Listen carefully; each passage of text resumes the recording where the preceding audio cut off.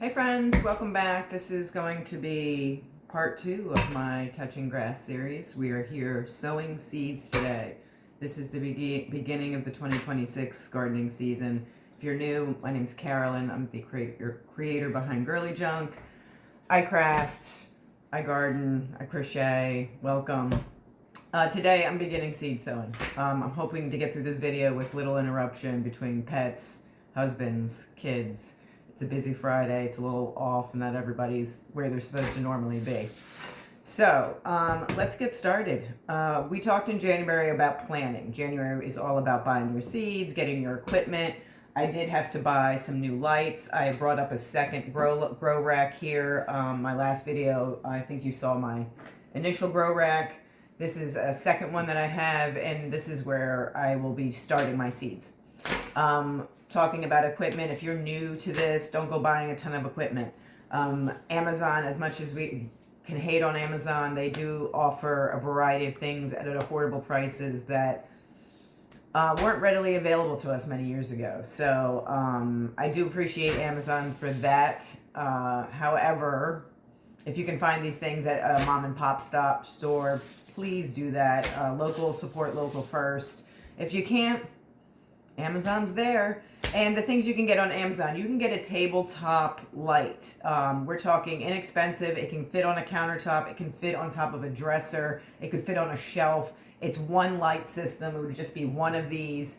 And that is a perfect spot to start if you're new to gardening.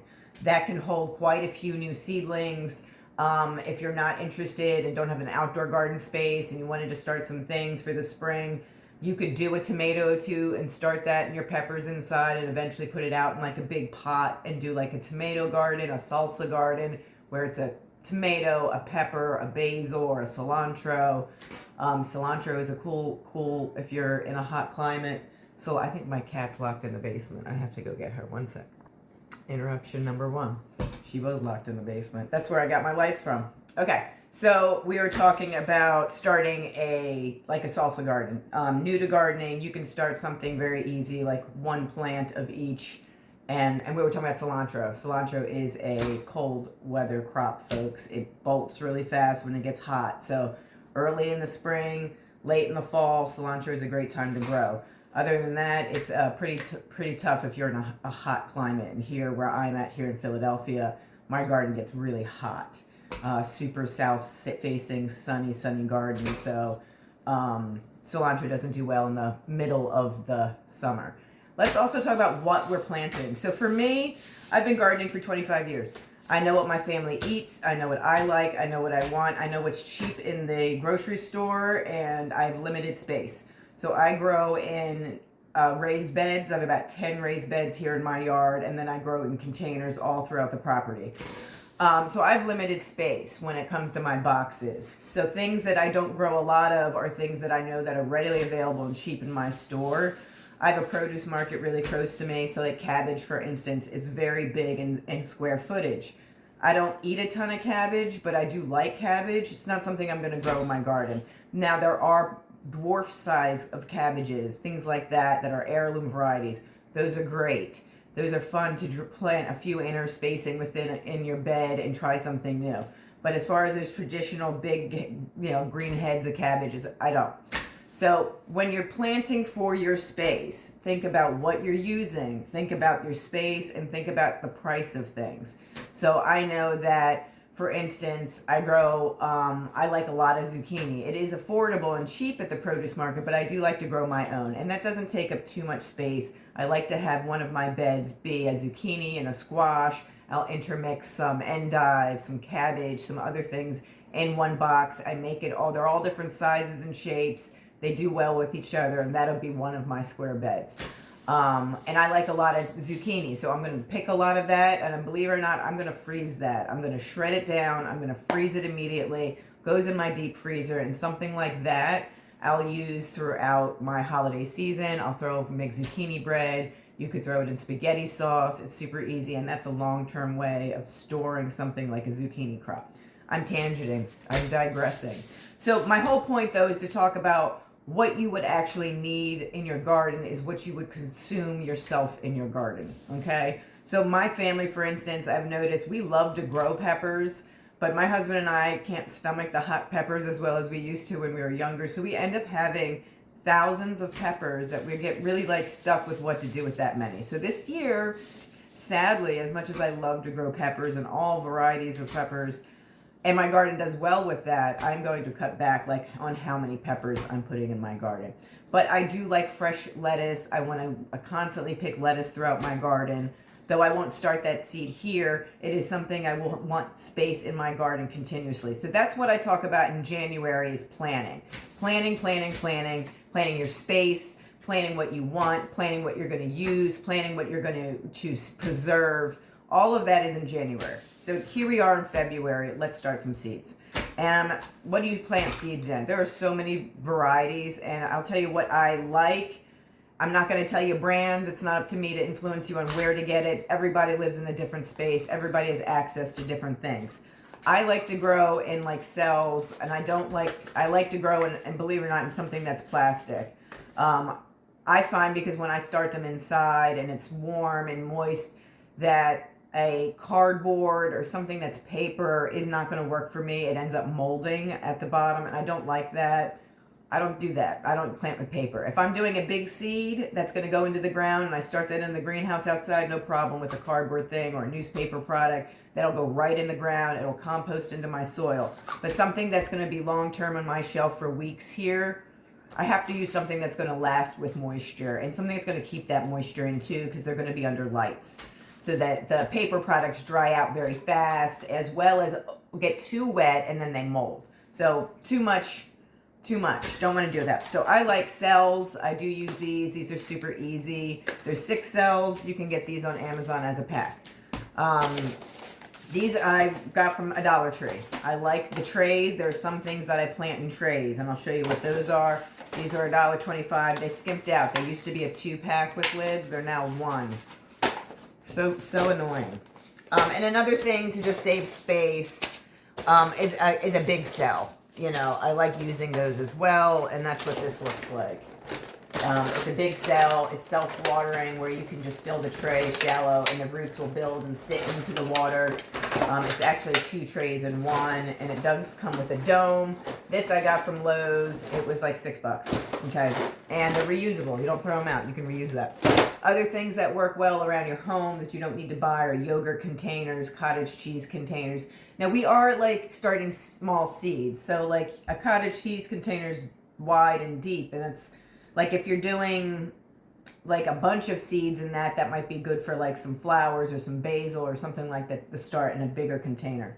If you're doing something small, like a small cell, get like a yogurt. And when I plant in small things like this, I plant things like tomatoes in this because I will transplant my tomatoes multiple times. Now that goes into some other levels of gardening, and it's about getting a strong stem and good root production. So my tomatoes will start in here, but I'm going to, you'll see this throughout the season where I will retransplant them multiple times before I actually put them in the ground. So let's start today with some of these. I have already, another thing it's good to start is obviously some picks to be able to label the things that you're planting. I've been doing this for 25 years. There's a lot of times that I don't label stuff because I know what it looks like when it's growing. Like, for instance, like marigolds and basil. And I know what it looks like when it's growing. I don't label it. It's just going into my garden. If I was doing this to sell for somebody, of course, I would want it labeled so they know exactly the strand, the plant, the family, all of that. But for me, when I plant marigolds, when they even seed, I know what they look like. Basil, I know what my basil looks like. I know that when I put it in the ground, the purple basil is going to be the dark oval basil. So that's just me being lazy. I will write down in my journal everything that I have. If I've used the whole seed packet, that seed packet will go in my journal. If I haven't used the seed packet, it will go into my bin and saved for another seeding. The other thing I think I wanted to touch base on before we start planting is why I start seeds early. What is the purpose? Why are you not waiting till it's warm to plant outside, things like that. So I like to get 3 seasons out of the growing season. I like my spring garden. I have a summer garden, I have a fall garden, and sometimes there's even an overwintering that can happen depending on the season and like if it's a really mild winter. So I'm starting my stuff early because I want to be able by May and June to be picking a lot of this stuff out of my garden already. And by June, definitely, I'll be pulling out crops that are finished and planting new things in for my summer crops. So this is so I can have a cycle and a revolving garden starting very early, like in March, to all the way to like November, December sometimes even. Okay, so that's what we're doing. All right, so we're going to start with, the other thing is soil. This is a seed starting mix. It is different than a potting mix. It's lighter and it holds moisture longer. So this, get whatever you want, get what's available to you. I'm not here to influence you. This is, however, I have put water in this, some warm water, and it's like you can squeeze it. It's not soaking wet. It's just wet enough that when I squeeze it, it holds shape, but I'm not dripping water anywhere. So this is, and it smells so earthy. It's such a good smell. So this is the beginning of our seed mix. So let's do some seeds. So I like these shallow seed, well they're not shallow, they're kind of shallow. These square kind of seeds for onions. Onions are a really small seed. They like to be started super early. I probably should have honestly done this maybe even a month ago in January, but it's been so cold here that I was not. Okay, so what I'm going to do, there are no holes in these, so I want to make sure before I do, I don't have my cutter here. What I'd like to do with that when there's no holes, I'm going to do this afterwards. I do have my lighter. I don't have, oh, I do have a lighter. Is I like to take a lighter and I like to heat up like a fork and you just press holes into the bottom, and what that does is make drainage holes in there. So I'm going to go grab a fork and we'll do that. Okay, I'm back. I heated up my very nice Lennox fork and I put some holes in the bottom. And that'll happen with all of those types of containers that don't have holes. So what I'm going to do now is just fill this with some soil. Not packing it in. It's very light. I'm not even filling it all the way, honestly. Just like that. And I'm going to take my red onions. These are red burgundy onions. And I'm just going to shake them right along the top here into the whole container. I'm going to put a little extra soil on top, just the littlest bit.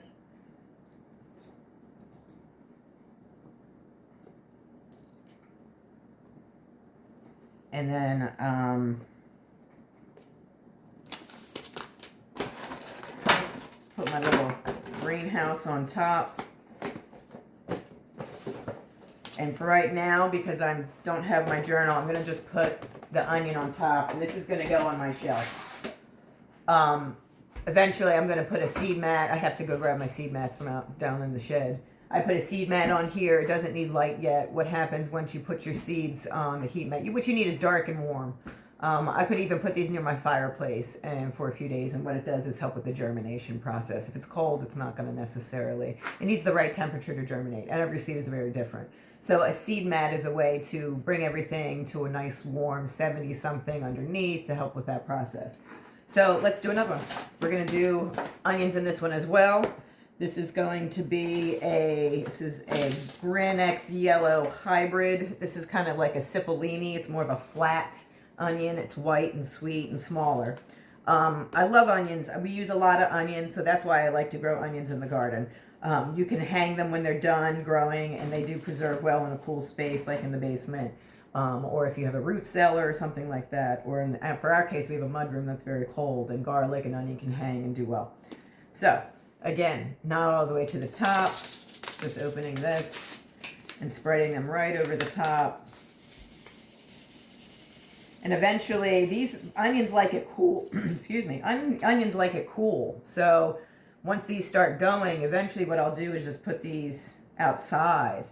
And they'll do very well in a little kind of greenhouse environment in the cool, like in my garden bed area, even in March. So you'll see that. We'll see what I do and how I put them there, what happens. All right, so we're going to cover that up too. This is cute that these come this way. If you don't have a greenhouse, what you can do is just use saran wrap and cover it with saran wrap. It does the same thing. It's even cheaper. So, all right, those were some onions we were starting. I'm going to move on to some impatiens. I like to grow impatiens. And I plant them out front. These do well in my north-facing sidewalk. I like to plant them where everyone walks their dog. So it's like on the outside of a fencing line, and they do really well there for some reason. So this is already mixed in with some soil. So I think it's kind of like you're supposed to sow them in place. I'm doing them ahead of time though. I like to get a kickstart on them. And impatiens, again, right now, seeds, like if you get a 6-pack of impatiens at like a Lowe's or a Home Depot, God knows what the price this year is going to be for those things. But I got these impatient seeds from the Dollar Tree. They were, I don't know if this whole thing was $1.25 or if it was 2 for $1.25. So I'm going to be able to sow a whole tray of these for $1.25. This comes with like some fertilizer and stuff. You just do it right on the top.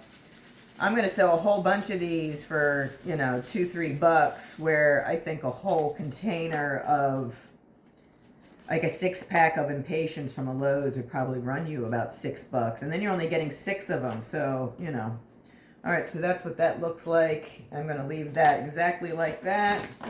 Put my lid on it and put the top here so I can come back and use that in my journal. Know what I'm using. Got another one.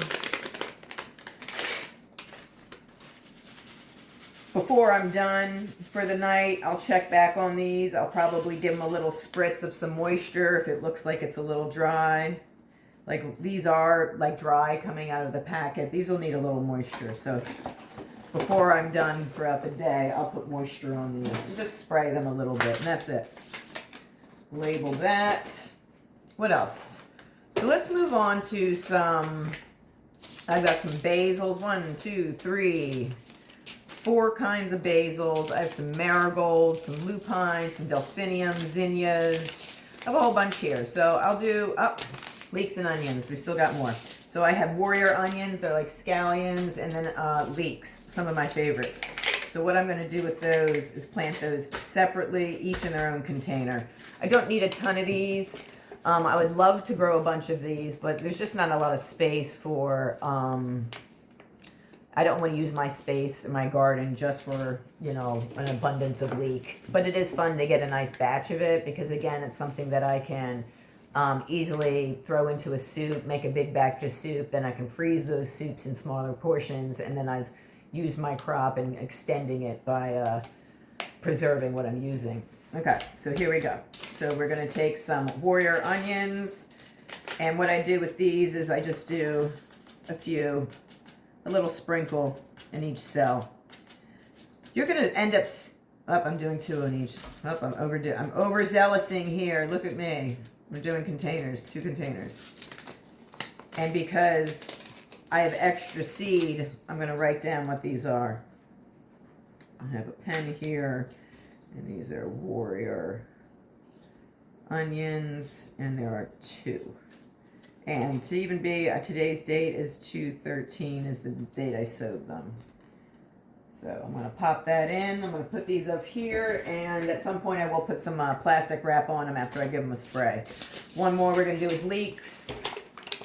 So I do have a bed. So my onions, once you start your onions, I'll pull these as they grow, probably sometime in the middle of the summer.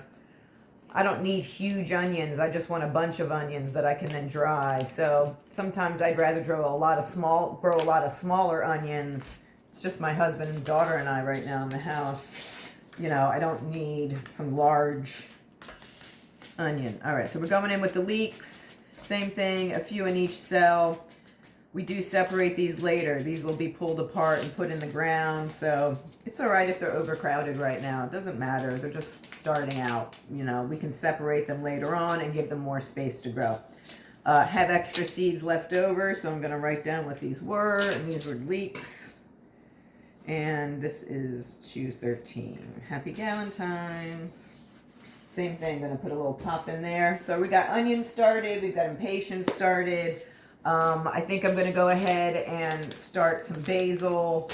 I do want to start my flowers. I think I like doing the flowers in a cell because as they all grow in different sizes, it's really fun to kind of see that on your tray. It's rather satisfying. So again, just filling my cells. I'm not pushing anything down and squeezing it down tight. I want room for my water to flow down, but the roots to grow in these cells. If it's packed soil, there's nowhere for your roots to go. They're pushing hard, and at the very beginning seedling stage, they're very delicate. So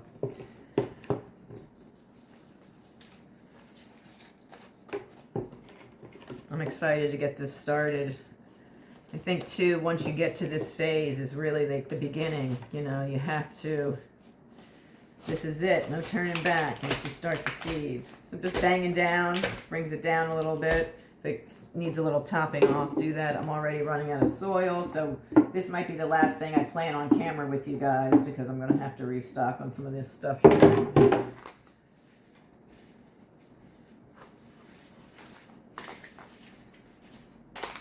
Okay, so this is definitely 1, 2, 3, 4, 5, 6. 1, 2, 3, 4, 5, 6. This is 36 cells, so this is 36 plants. So this is a very compact space to do some things. So what I like to do here is usually just do a row.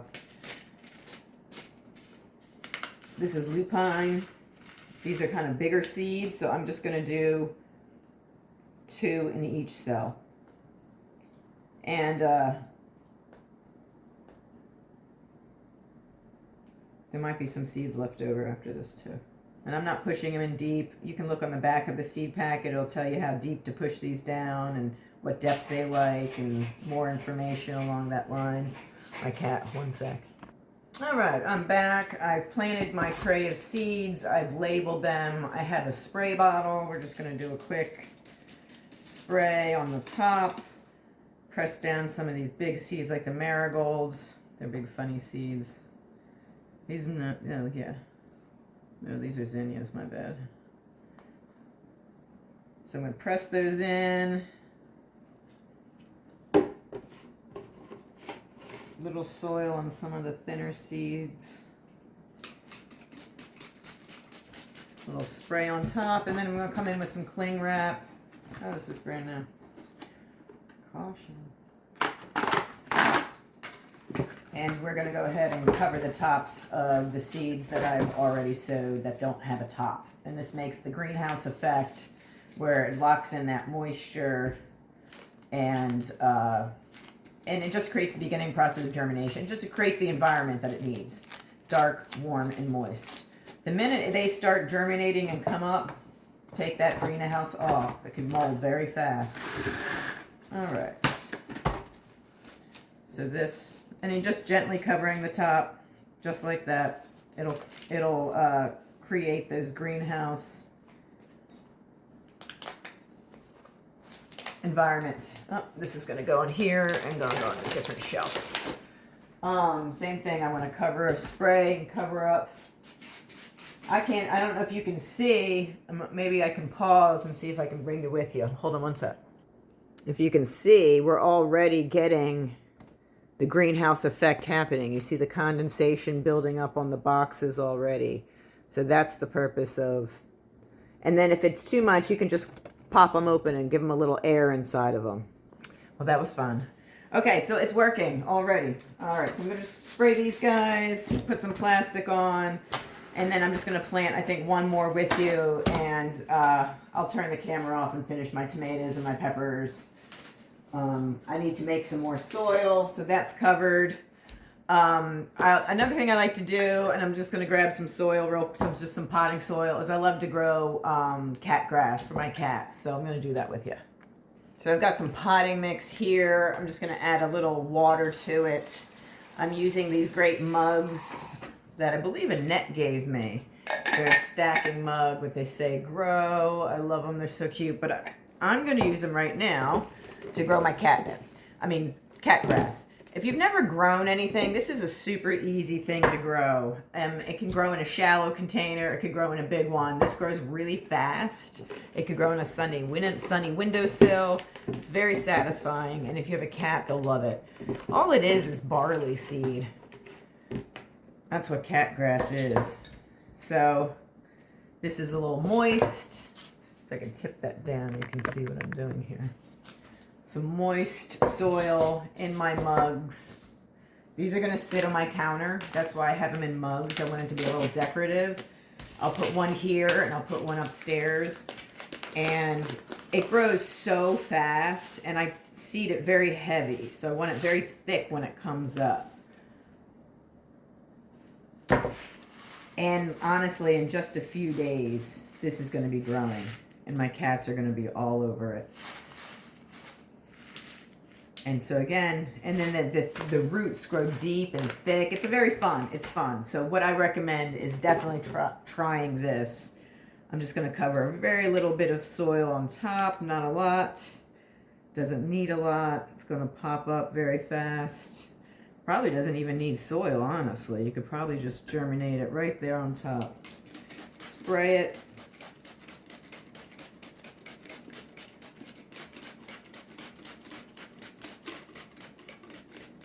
And then again, this is a very fun kind of decorative thing that you can, even if you don't have a cat and you're just looking for a fun plant that's real and green and fast, you know, pop it into a mug, put it on a fun sunny spot in your house. You'll have a fun plant growing in a few days. And it's pretty, and it's a way to kind of spruce up your space. You want a little greenery in your studio? Plant some barley. So that's what you have today, folks. I don't think I have too much I wanted to go on.